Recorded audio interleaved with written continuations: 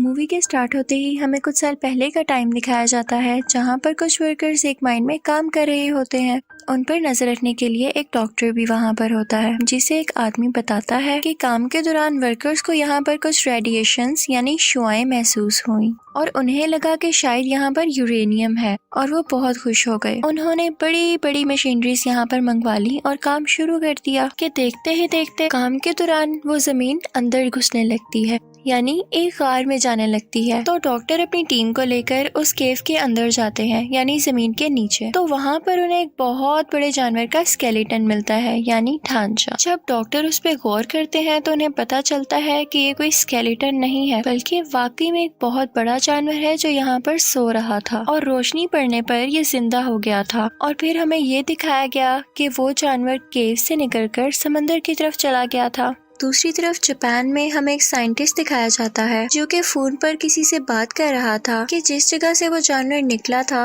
वहाँ से अर्थक्वेक होता यहाँ तक आ रहा है। उसका उस जगह पर एक प्लांट होता है। वो कहता है कि अगर ऐसे ही चलता रहा तो मुझे तो अपना प्लांट खत्म करना पड़ेगा। तभी उसकी वाइफ आती है और वो अपनी वाइफ और अपने बेटे फोर्ड को लेकर वहाँ से चला जाता है। वो अपनी वाइफ से कहता है कि जो अर्थक्वेक के झटके आ रहे हैं ये मुझे कोई अच्छी बात नहीं लग रही, तो तब तक तुम मेरे प्लांट के पास मेरे कुछ टीम के साथ रहोगी। फिर हमें वही साइंटिस्ट एक लैब में दिखाया जाता है जो कि पता लगा रहा था कि असल में ये अर्थक्वेक के झटके आ कहाँ से रहे हैं, लेकिन उनमें से किसी को कुछ भी पता नहीं चल रहा था। तो वो कहता है कि सब मशीनरीज ऑफ कर दी जाएं, क्योंकि हम नहीं जानते कि ये झटके किस चीज के हैं और कहीं ये हमें नुकसान न पहुंचा दें। इसी के साथ वहाँ पर फिर से अर्थक्वेक आने लगता है और साइंटिस्ट की वाइफ भी वहाँ पर आ जाती है। वो वहाँ से भागने लगती है और चैम्बर में ब्लास्ट होने की वजह से एक पॉइजनस गैस यानी जहरीली गैस उसकी तरफ बढ़ने लगती है। साइंटिस्ट अपनी वाइफ को बचाने के लिए आगे बढ़ता है, लेकिन तब तक बहुत देर हो चुकी थी और गैस पूरी तरह से उस कैबिन में फैलने लगी थी। तो उसकी वाइफ उससे कहती है कि दरवाजा बंद कर दो इससे पहले कि ये गैस यहाँ तक पहुँच जाए। और ना चाहते हुए भी साइंटिस्ट को वो दरवाजा बंद करना पड़ता है और इसके बाद वो काफी उदास हो जाता है क्योंकि उसकी वाइफ अंदर रह गई थी। वो उससे कहती है कि हमारे बेटे फोर्ड का ध्यान रखना, और इसी के साथ रेडिएशन की वजह से वो पूरा का पूरा प्लांट तबाह हो जाता है। फोर्ड भी ये सब कुछ अपने स्कूल से देख रहा था। अब हमें 15 साल बाद का वक्त दिखाया जाता है। फोर्ड अब एक फौजी बन चुका था और कुछ मंथ की ट्रेनिंग के बाद वो अपने घर वापस आया था। वो अब मैरिड था कि उसकी वाइफ को कॉल आती है कि फोर्ड के डैड को पुलिस ने पकड़ लिया है। फोर्ड अपने डैड से नफरत किया करता था क्योंकि वो समझता था कि उसकी मदर की डेथ उनकी वजह से हुई, लेकिन अपनी वाइफ के कहने पर वो उन्हें मिलने चला जाता है और जाकर अपने फादर को पुलिस से छुड़वा लेता है। फिर वो दोनों घर आते हैं तो उसका फादर उससे कहता है कि बेटा वो एक एक्सीडेंट नहीं था, बल्कि उसके पीछे कुछ रेडिएशंस थी और सेम चीज हम अभी भी फील कर रहे हैं फिर से। और वो अभी भी इसलिए अरेस्ट हुआ था क्योंकि वो उस जगह पर गया था जहाँ पर पुलिस ने जाने से मना किया था। वो बताता है कि मेरे दोस्त ने भी वॉइस फ्रीक्वेंसी नोट की है, यानी वहाँ पर से अजीबोगरीब आवाजें आती हैं, तो मुझे वहाँ पर जाकर देखना होगा और ये साबित करना होगा कि उस रोज प्लांट पर जो ब्लास्ट हुआ वो कोई एक्सीडेंट नहीं था। तो फिर फोर्ड भी अपने फादर के साथ वहाँ पर जाता है।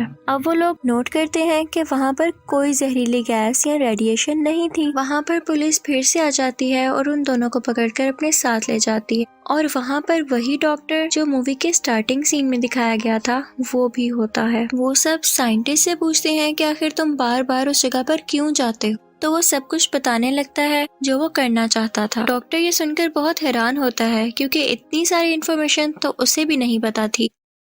वो वहाँ पर एक बहुत बड़ी पत्थर जैसी चीज पर कुछ एक्सपेरिमेंट्स कर रहे हैं। अचानक वो पत्थर हिलने लगता है तो वो लोग उस पर बिजली फेंकते हैं, यानी इलेक्ट्रिकल शॉक देते हैं। वो पत्थर टूट जाता है और उसके अंदर से एक बहुत बड़ा क्रिएचर बाहर आता है। वो बहुत ही ज्यादा बड़ा था और लोगों पर बिजली जैसी कोई चीज फेंक रहा था। और फिर हमें दिखाया जाता है कि वो जानवर खुद को कैद से आजाद करवाकर प्लांट से बाहर आ जाता है और वहाँ से उड़ जाता है। अगले दिन कैप्टन आते हैं और डॉक्टर को अपने साथ जाने का कहते हैं। डॉक्टर अपने साथ साइंटिस्ट और फोर्ड को भी ले लेता है, लेकिन इस वाकये में साइंटिस्ट काफी जख्मी हो चुका था। वहाँ पर जाकर उनका हेड उन्हें बताता है कि ये क्रिएचर कोई आम क्रिएचर नहीं। जब जमीन की रेडिएशंस कम होती गई तो ये समंदर की गहराइयों में चला गया ताकि ये वहाँ से अपनी एनर्जी ले सके।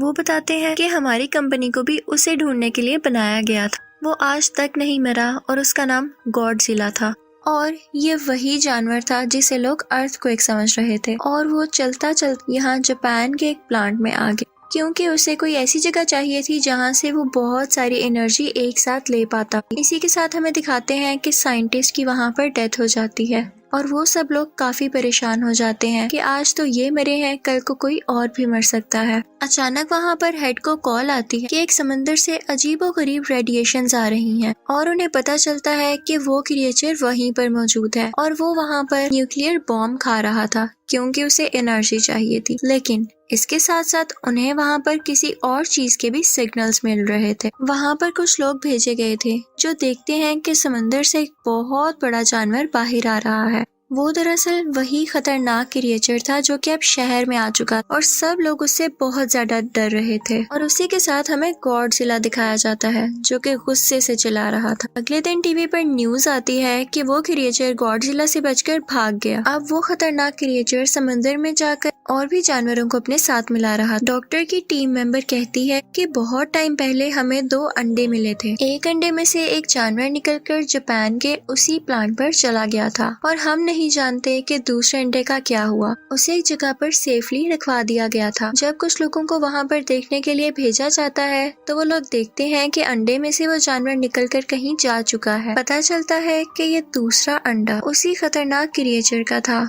और वो उसमें से निकलकर किसी और शहर में जाकर तबाहियां मचा रहा था। इन दोनों को पुलिस ढूंढने लगती है। फिर हमें दिखाया जाता है कि डॉक्टर टीवी पर दूसरे क्रिएचर की फुटेज देख रहे होते हैं। वहाँ पर वो नोट करते हैं कि इस क्रिएचर के तो पर ही नहीं है जैसे पहले क्रिएचर के थे।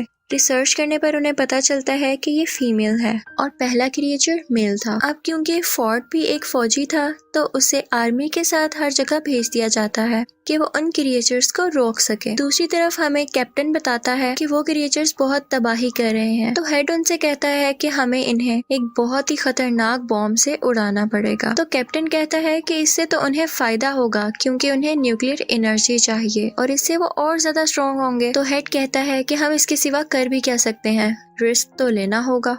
वो दोनों क्रिएचर्स अपनी एनर्जी रिस्टोर करने के लिए यानी रेडिएशंस को खुद में फिल करने के लिए एक समंदर में जा रहे थे क्योंकि समंदर की गहराई से उन्हें बहुत सारी रेडिएशंस मिली और गॉडजिला दूसरी तरफ उन्हें मारने के लिए आ रहा था। तो ये सब लोग भी उसी समंदर की तरफ बढ़ते हैं और वो न्यूक्लियर बॉम्ब भी अपने साथ रख लेते हैं। फोर्ड भी इन पर नजर रखे हुए था। वो बॉम्ब उन्होंने एक बोट पर रखा हुआ था। मेल क्रिएचर आकर उस बोट पर अटैक कर देता है और वो न्यूक्लियर बॉम्ब उठाकर वहां से चला जाता है।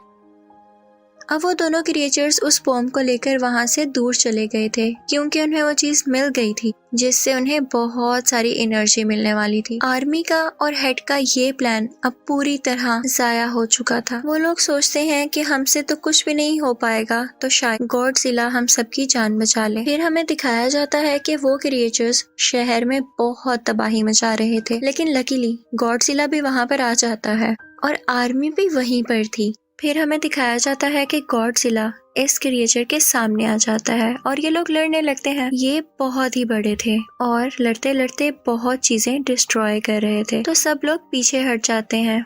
यहाँ पर अभी सिर्फ मेल क्रिएचर ही मौजूद था, तो गॉडजिला उससे आसानी से लड़ पा रहा था और वो उसे मारने ही वाला होता है कि पीछे से फीमेल क्रिएचर आकर उस पर अटैक कर देती है और अब गॉडजिला इन दोनों से अकेला लड़ रहा था। यहाँ पर गॉडजिला के लिए उन दोनों को मारना काफी मुश्किल हो रहा था। दूसरी तरफ हमें दिखाया जाता है कि आर्मी को अंडरग्राउंड यानी जमीन के नीचे एक घोंसले में बहुत से अंडे मिलते हैं जो कि फीमेल क्रिएचर ने दिए थे और गॉडजिला के लिए उनको हराना काफी मुश्किल हो जाता। आर्मी वहाँ पर एक बॉम्ब पर टाइमर लगाकर बाहर आ जाती है और जल्द ही वो बॉम्ब ब्लास्ट हो जाता है और सब के सब अंडे उसमें हट जाते हैं। जब मेल और फीमेल दोनों क्रिएचर ये देखते हैं तो उन्हें अपने अंडों की फिक्र होने लगती है और वो दोनों गॉडजिला को छोड़कर उस तरफ भागते हैं। अब उस धमाके से गॉडजिला को ये फायदा हुआ कि उस धमाके की रेडिएशंस गॉडजिला में एनर्जी की तरह जाने लगी और उसने वही एनर्जी यूज कर अपने मुंह से उन दोनों क्रिएचर्स पर फेंकी और अब गॉडजिला काफी स्ट्रॉन्ग हो चुका था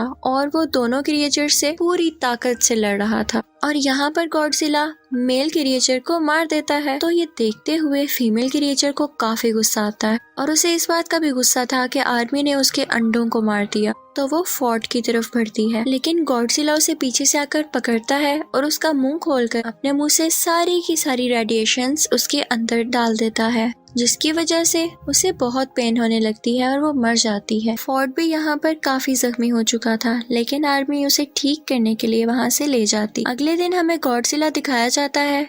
लोग समझ रहे थे कि वो मर चुका है, लेकिन वो थक चुका था और अपनी आंखें बंद कर लेटा हुआ था कि अचानक वो उठता है और वापस समुद्र में जाने के लिए चलने लगता है। वो इनफैक्ट यहाँ पर किसी को कोई नुकसान नहीं पहुँचाने आया था। उसकी दुश्मनी तो बस उन खतरनाक क्रिएचर्स से थी और अब जैसा कि उसने उनको मार दिया तो वो वापस समुद्र में चला जाता है। और अब दिखाया जाता है कि फोर्ड भी अपनी बीवी और बेटे के पास चला गया था और सब कुछ यहाँ पर ठीक हो जाता है। इसी के साथ मूवी भी एंड होती है। Thank you for watching.